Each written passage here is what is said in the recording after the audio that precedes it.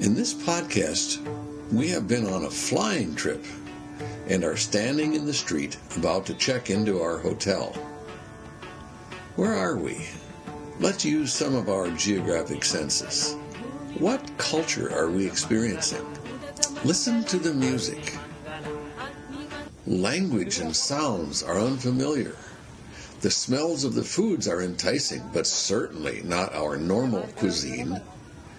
As we gaze around, we see religious shrines and other images which are unusual. On the other hand, the built environment, we see big buildings and mass transit, are common items in most cities. Where are we? We are over 17 flying hours, 11 hours and 30 minutes time zone difference behind, and are over 8,000 miles from Minneapolis. This sprawling urban area of 10 million people is halfway around the world from home. We are in Bangalore, India. Our presenter, Mackenzie Meidel, will use information about Bangalore to help us learn a few things about how geographic site and situation can influence urban growth. Students, you should listen for and make a list of specific site and situation factors which contributed to the growth of Bangalore. You are listening to a podcast created by the Minnesota Alliance for Geographic Education. Our mission is to help you understand your world better through geography. This podcast is directed at several Minnesota geography standards in secondary students. Mackenzie Meidel is a geography student at McAllister College in St. Paul. She recently traveled to and spent about a month and a half in India and Southeast Asia. Her podcast information is the result of a transect north to south from New Delhi to Bangalore. Mackenzie is a Minnesota native who is currently a junior majoring in geography with minors in data sciences and environmental studies. I'm Fred Kunze, a member of the Minnesota Alliance for Geographic Education. Bangalore is the capital city of a state called Karnataka, located in south-central India. In 2016, Bangalore's population topped 11.5 million people, making it the third most populous city in India, just after Delhi in the north and Mumbai in the midsection of the country. Known for its mild climate, active nightlife, and green space, the city draws in crowds of young individuals and families every year. In the last decade, Bangalore's population has more than doubled, with an increase of almost 1 million people from 2015 to 2016 alone. Such rapid growth has both benefited and hurt the city, which we will discuss later in this podcast. The purpose of this podcast is to explain concepts such as site and situation in terms of urban settlement and growth, using the city of Bangalore as a case study. We will first work through the early settlement of Bangalore, moving then to the current position of it as an IT capital of India, and finishing with a discussion of rapid urban growth. And if you are not familiar, IT stands for Information Technology. Site is the literal physical location of a settlement on Earth. Physical characteristics such as land formations, climate, and local vegetation all determine the site of a settlement. Duluth, in northern Minnesota, for example, grew as a port city because of its location on Lake Superior. Situation, on the other hand, has more to do with the place's location relative to other places and resources, or its location within a regional or global system. Las Vegas, for example, experienced massive growth when it legalized gambling, capitalized on the divorce industry by making it quick and easy, and made transportation to the city relatively cheap. It defined its situation through these policy changes. Bangalore was first settled by a man named Kempa Gowda in 1537, whose family ruled an area north of present-day Bangalore. Legend has it that while on a hunting expedition, Gowda happened upon this tranquil tree at the site, and it was then that he envisioned building what would eventually become Bangalore. Later, a dream about the site that involved Lakshmi, the Hindu goddess of wealth, solidified the decision to settle there.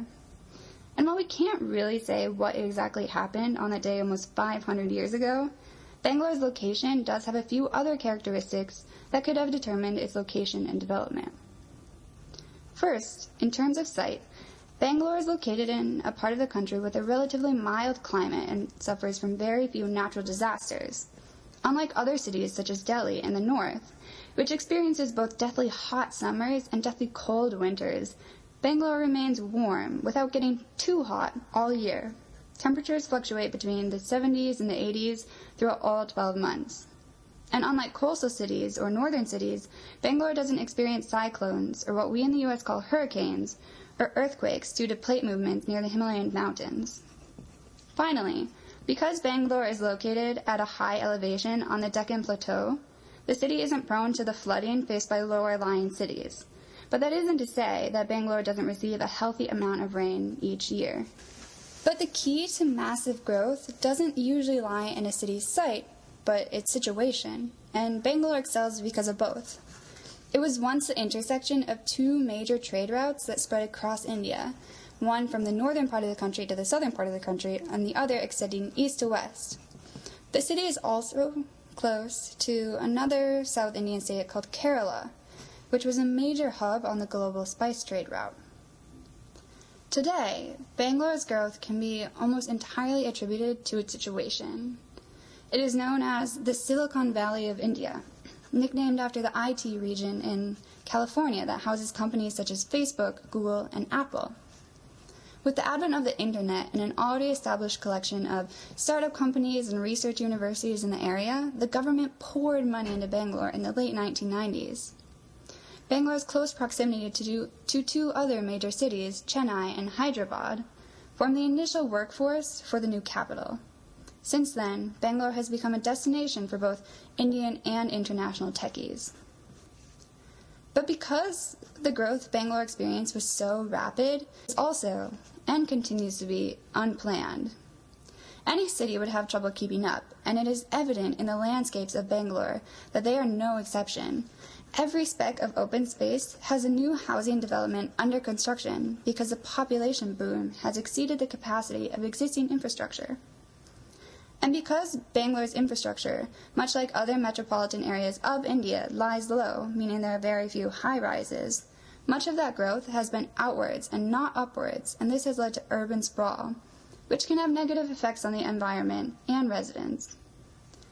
Other issues associated with rapid, unplanned growth are overcrowding, pollution, inadequate supplies of resources such as water, and the disappearance of natural features like water bodies and local vegetation. Over the past few decades, Bangalore has burst onto the scene as a metropolitan city comparable both to megacities within India's borders as well as others throughout the world. But problems persist, and some predict that if solutions are not implemented, the IT industry might move on, because while situation matters most in modern urban settlement and growth, it is also not necessarily permanent. We have just learned that geographic site and situation factors play into the origin and development of almost all places and cities around the world. Bangalore provided for an interesting example of those factors. The subject of geography has many such ideas which can help you understand the world in which you are living. You've been listening to a production of the Minnesota Alliance for Geographic Education. The Alliance is a nonprofit group of volunteer educators who work to promote an enhanced understanding of our world through improved geographic literacy. Many other podcasts on a variety of topics may be found at the MAGE website or in the MAGE channel on YouTube. Dr. David Lanegren is the director of MAGE. Guitar music is courtesy of Jim Hogue of Decorah, Iowa.